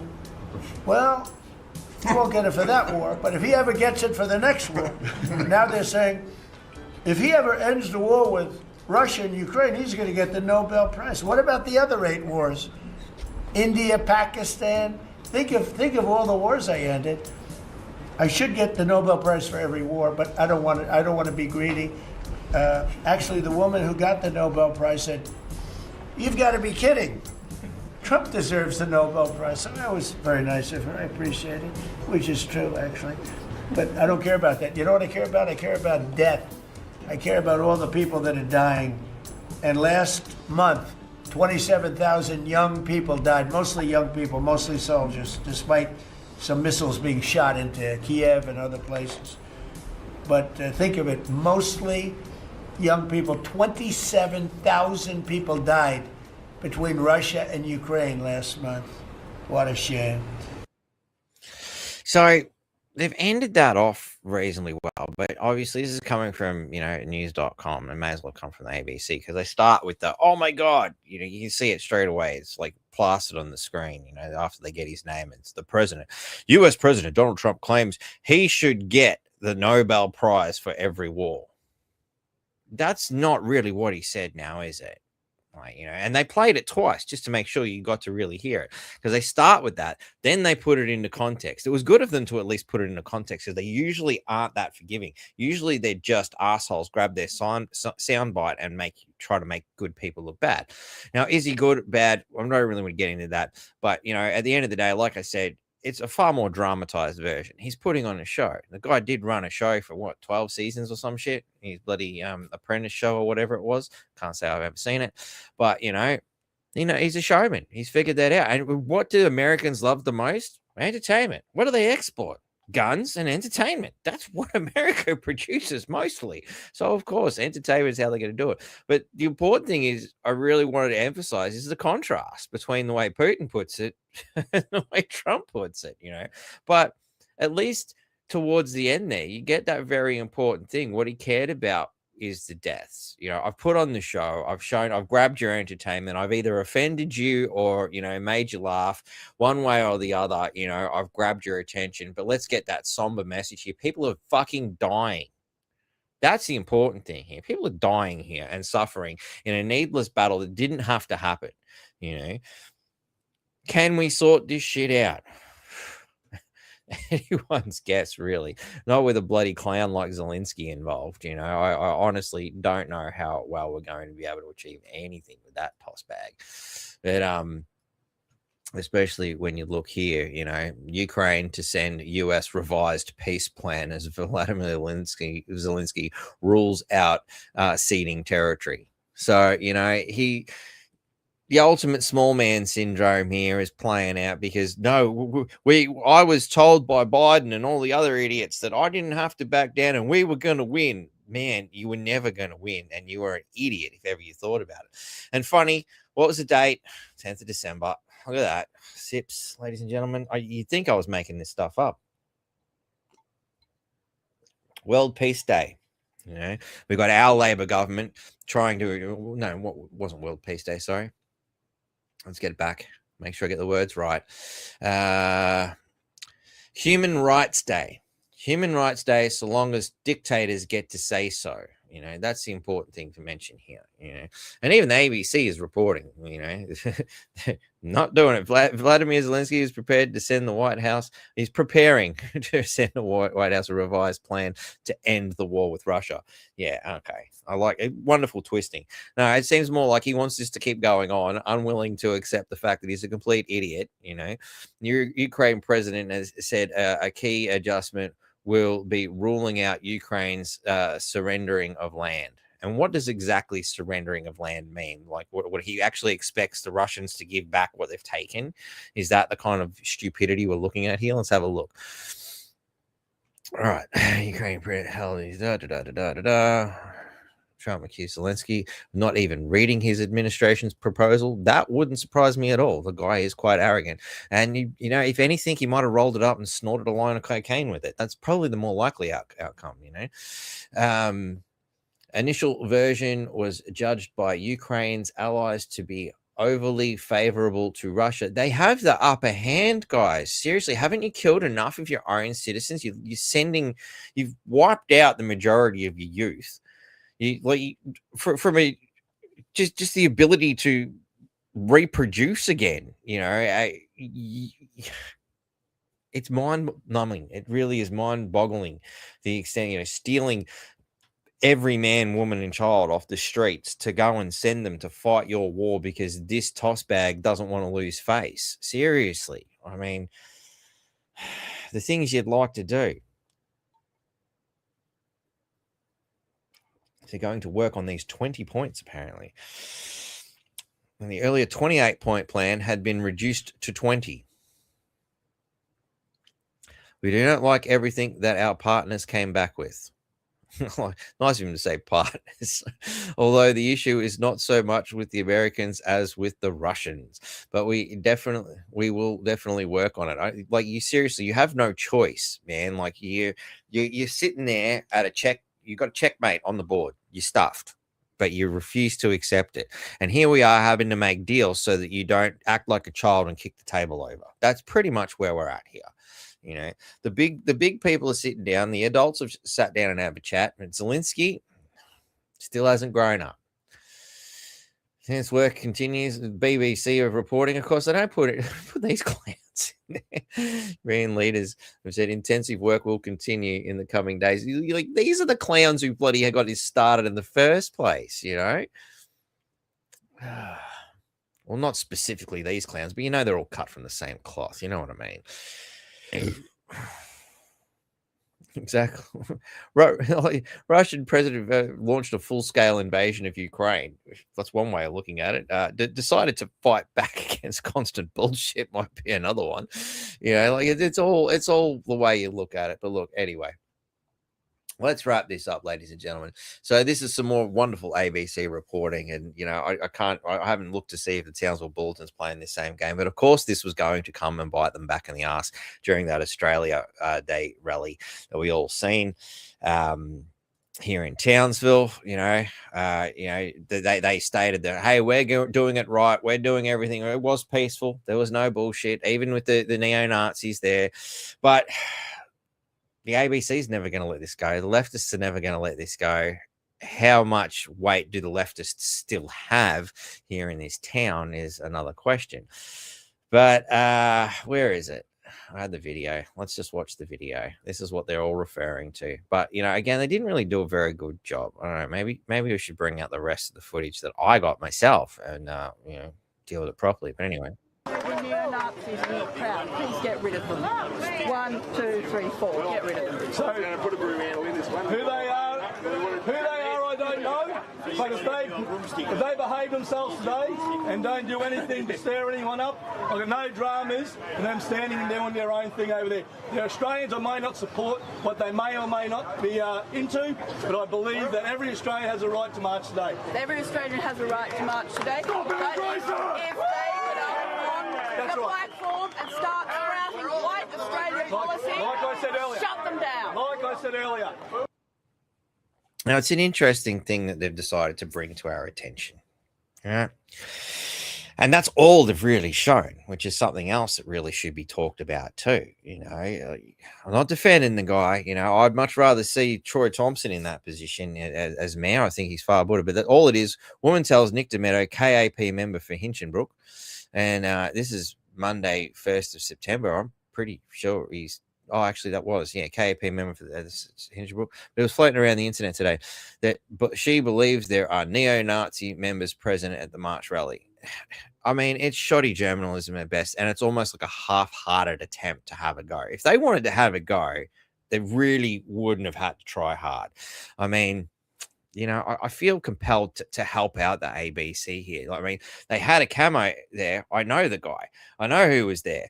I know they got shots. I was there myself. They've got these shots, but that's what they focused on. And they didn't say anything else about it. They've just gone, look at this. Like, they were told they had to report something, but didn't really want to go too far, because at the end of the day, we have our selected person that we want to win the election this time. And this can't help but feel that there's manipulation going on when you've got clear evidence that, he was even standing next to them.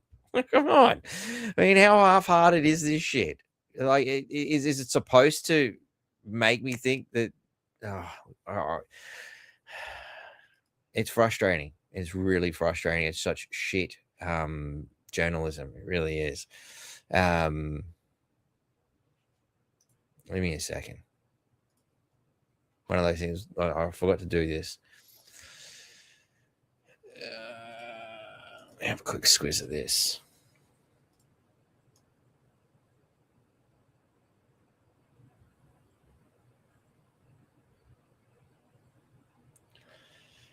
That's the whole podcast. I didn't really want that. I'm going to do a shorter version. Apparently not.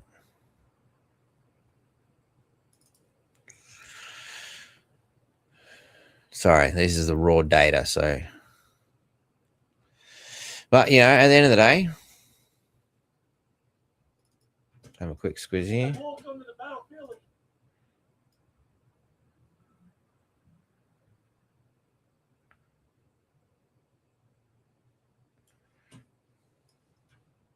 Just help him out a little bit.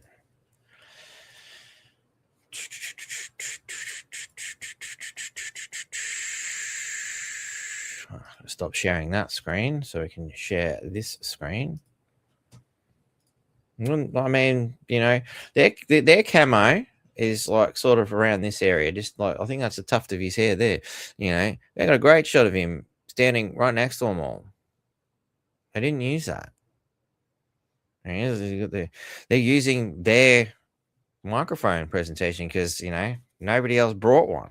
It was a rather disorganized situation. So the only people prepared to actually, make some noise seem to be the neo-Nazi people. I'm not supporting them. I'm not saying it's right or wrong. But as you can see, they're all there, front and center. It really didn't look good for them. Yeah, there's Nick again. There he is. So there's some great shots. Why didn't they use those shots? They said they had a pissed off woman trying to say, why don't you tell them to do things? Why don't you go tell them yourself, love? If it pisses you off so much, why aren't you doing it? That's the question I have for that lady. I don't know. Maybe she didn't feel compelled. Where's your husband? Maybe he'd like to do it, At the end of the day, it's a sticky situation. I mean, there's a lot of alignment in some of these beliefs, I guess, for some people. The question I asked, which they kind of avoided from the Katter Party quite simply, was, aren't you concerned that this is going to come back and bite you in the ass? Seemed that it did. The other question didn't really get answered, was, do you think the insane amount of migration has caused those kind of sentiments as well? I mean, it's pretty easy to get upset when, people have been abused by migrants, for instance, may have been abused yourselves by migrants. And you sit here and wonder, well, that wouldn't have happened if these people weren't brought into the country. That might spark people to go down a further road of racist content as well. Again, what kind of checks and balances did the government put in when bringing these people in to make sure they understand the laws properly, that they have respect and things like that, that they don't come from religious or even legal background that thinks that women are dirt, for instance. Where are these kind of checks and balances coming in? But hey, Albo cares about the kids and he's keeping them safe. That's the important thing, because he stopped them from using Facebook, eh? Well done. Frozen. What's frozen? It seems to be running all right at this end. You see the intelligence agents. Yeah, I wouldn't be surprised. Who knows?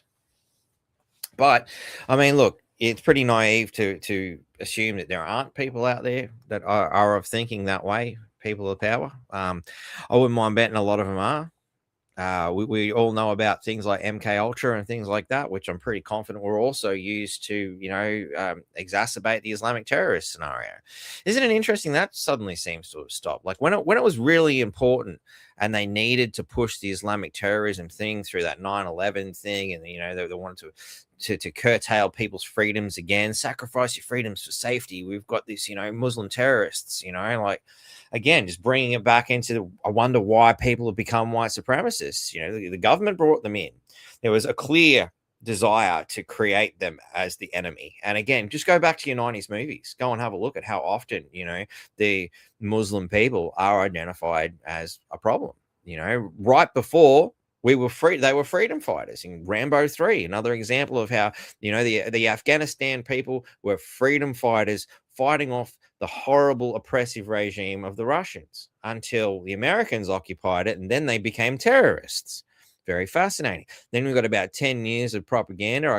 First one that springs to mind is Arnold Schwarzenegger's movie True Lies, a more comedic version. But, again, there's many, many movies of this, terrorist scenario. And of course, terrorism was happening. It was heavily reported. My old man had his little notepad there with the terrorist hotline in big red fucking letters, terror, and the number next to his little notepad, just in case he's seen something in his neighborhood watch strolls. And you're just like, they've created this shit, but all of a sudden it's gone. It's not there anymore. Interesting, isn't it? All of a sudden, Muslims have stopped blowing up shit in our country. Fascinating. Isn't it interesting how these things just come and go? Just an observation. I just don't understand why myself. Anybody got any hints, tips? Maybe what just a motivation for these things? Didn't see much white supremacy talk back then. Didn't see anybody getting upset about white supremacists back then either.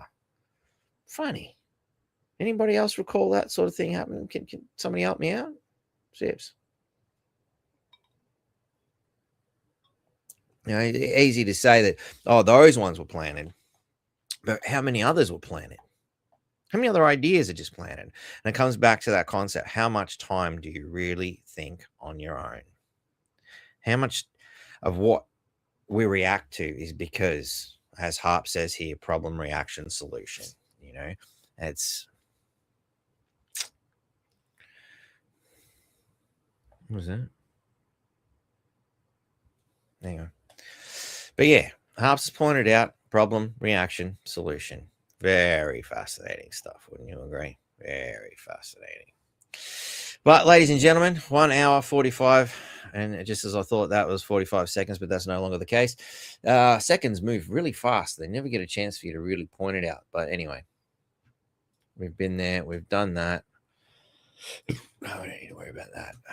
Yeah, I think I'm pretty happy. Are you guys happy? You had enough? Are you done? Excusez-moi.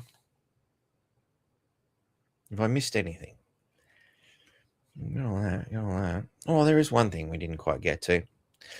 There is just a little segue again. When you're in Paris and you're dealing with, important things there, and you're a Labour politician, you got to do what you do in Paris, I guess. If you don't mind. There are 2 receipts I'm showing now. Sure. On the same day. That's that first day. One is for €569 for dinner. That's recorded at 19:39, 7:39 p.m. Another is for 426 euros recorded at 9:32 p.m. the same night. What happened there? Did you go out and have drinks afterwards? And here's a valid question. Why 2 receipts? Why 2 receipts with just a little bit of a time difference? What's going on here? Yeah. It's very interesting. From memory, we walked to a restaurant. We met with the ambassador. She briefed us on what we'd missed because obviously we were, well, not obviously, but we were arriving a few days later than my counterparts. We had UNESCO and a number of different other meetings with the sports ministers in the sort of imminent 24 hours. That was a working dinner where she was catching us up. We were telling her what we had, in mind in terms of imperatives that we needed to get done over the next 24, 36 hours. We definitely did not go to a second location. From my memory, I basically fell asleep at the table and we walked home. All right. I basically fell asleep at the table. So is she saying I had dinner and did all this stuff, and then I fell asleep at the table with the credit card hanging out, and I guess that other $400, I guess those really wonderful trusted officials in Paris ran away with the credit card and then shoved it back in my hand, woke me up, and okay, no worries. I went home. Is that what kind of a story? That's not far off. The dog ate my homework. Really is not far off. The dog ate my homework. Like, what the hell? And of course, they're gonna continue to go on and say that this is it's okay, it's within the budget, we're allowed to do these things, it's all right, But can anybody who's there was a fellow I come across the other day, one of the most astounding comments that come through his mouth in the course of the conversation was, "I'm sick of having to eat tuna and rice." That's the kind of shit that people have got to deal with right now. Sick of having to eat tuna and rice. Sick of having no money. Sick of being broke all the fucking time. Sick of being in constant pain for having to work so bloody hard in order to survive in this bloody world. This is ridiculous. This is ridiculous.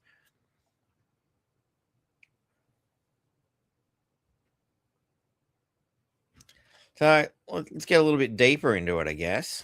Why not? Because it's fucking annoying. No, you couldn't lie straight in bed exactly, Harp, so I think you nailed that one quite well. Most of them can't.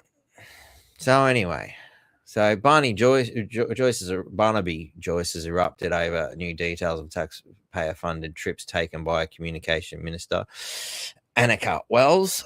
Last week, it was revealed Miss Wells, along with 2 officials, so she needed 2 officials to go with her, so even if she was asleep at the table with the credit card sticking out of her hand, looking like a right twat, where were the 2 officials?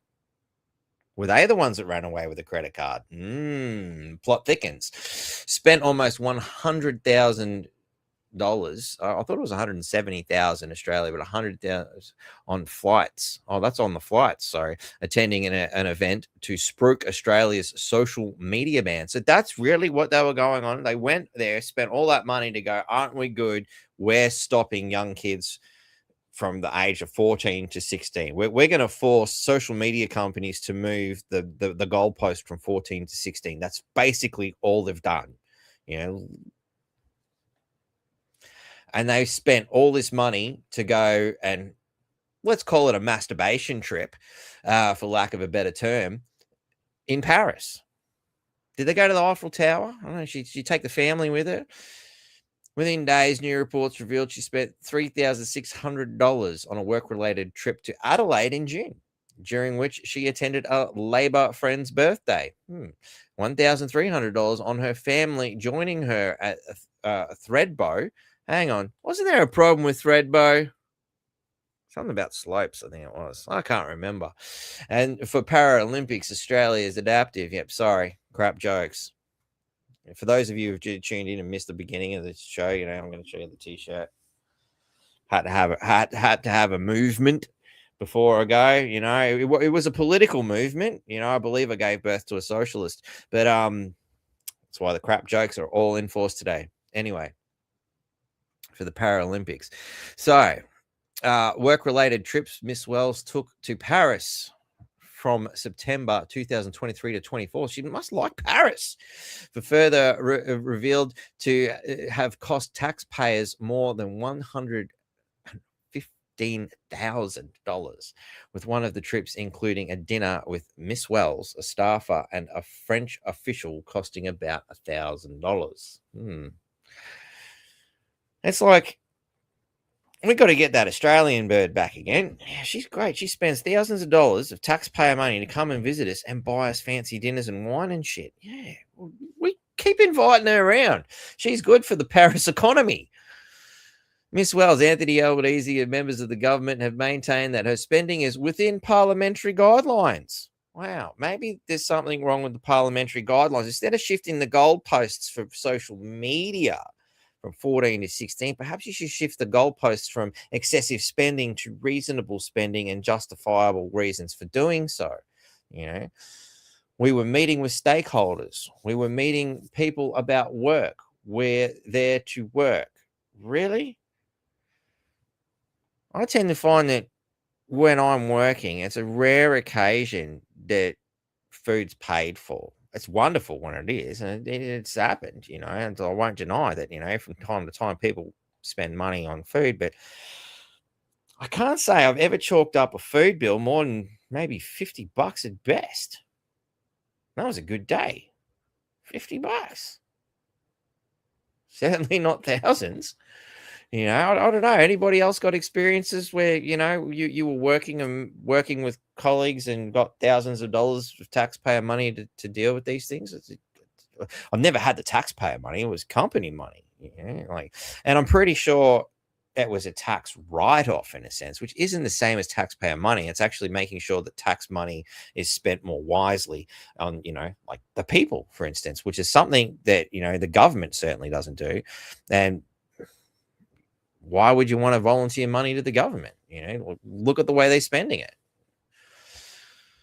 Imagine how much of a tax break we could all take if they didn't spend so much. It's really simple, you know. So, you know, it's just bullshit what they can justify. These people are nuts. And it wouldn't matter if it's liberal, doesn't matter if it's Labor, they all do it. You know, at the end of the day, you know, they're all, what can I get? What can I spend? You know, what's in it for me?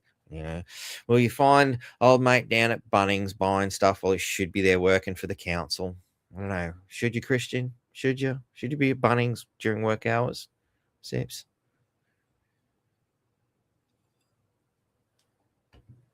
Anyway, ladies and gentlemen, I believe that's all. I don't see any starred comments. I will see you Sunday.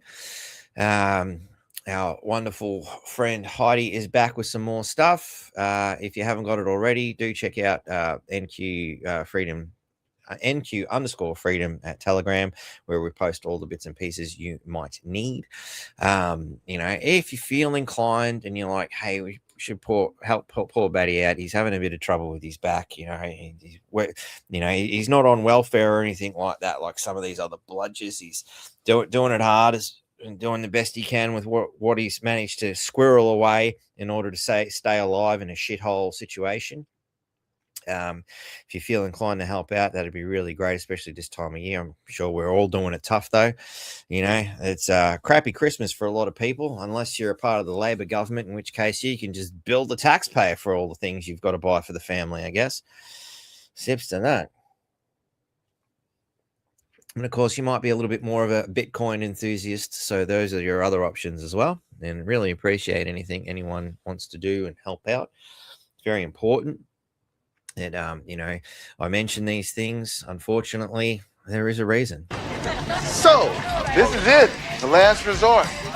You sure you want to go in here, man? Why not? I know this much better place down the street. The girls are cleaner, the liquor ain't watered down. Sure, and you get kickbacks. Hey, man, I got 5 kids to feed. Take him to the dentist. Well, in my experience, unless you go to the dentist, unless they find problems, unless you really need to do something, you know, it's funny. My mum used to take us to the dentist like religiously, and it cost a fortune, and they're drilling holes and they're doing all this shit, and I honestly don't know if all they did was just rip her off. I found keeping my kids away from the dentist and using non-fluoridated toothpaste, everything's fine. Funny. It's like, I guess they need to find problems. Maybe part of the training technique, maybe. I don't know. But yeah, not one of my kids has ever needed a filling. Not one of them have ever complained of a toothache either. It's funny that. Funny. Going to get services you don't need led to economic burden. It's a sudden understanding. Or is it? I don't know. Anyway, important weather tip before we go. They say 20 seconds in the California sunshine is too much these days. Ever since we lost the ozone layer. But that was before sunblock 5,000. Just apply a pint to your body and you're good for hours. See you by the pool.